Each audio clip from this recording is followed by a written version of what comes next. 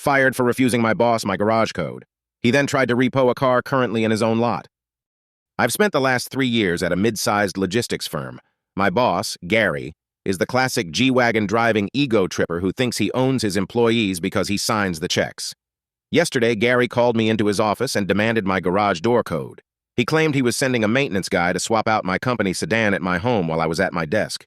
What he didn't know, I hadn't driven the car home that day. It had an annoying, slow leak in the rear tire, so it was still parked in the office lot. I had taken my wife's SUV instead. I live in a rural area and my garage is detached.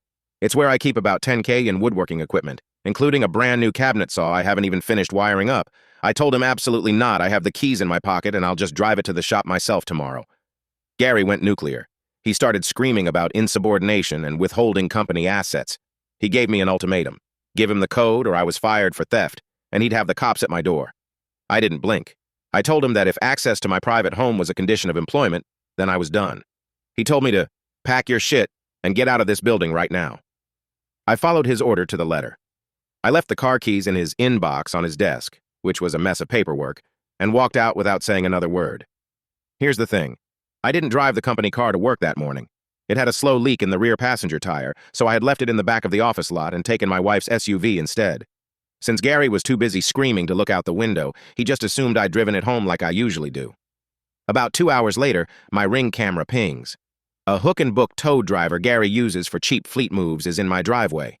When he didn't see the car, he actually pulled a pry bar from his truck and started working on the side door of my detached garage. I called 911 and reported an active burglary.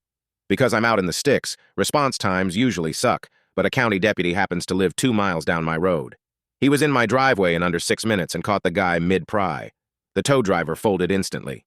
He showed the deputy texts from Gary saying, "Employee terminated and is hiding the car in the garage. Do what you have to do to get it. I'll cover the door." The deputy called Gary to verify the theft. Gary, thinking he was being a hard-ass, confirmed on a recorded line that he authorized the entry because I had stolen the vehicle. The deputy then drove to the office to recover the stolen vehicle. He found it parked exactly where I left it, 50 feet from Gary's office window. Gary was hauled out in zip ties for filing a false police report and solicitation to commit burglary.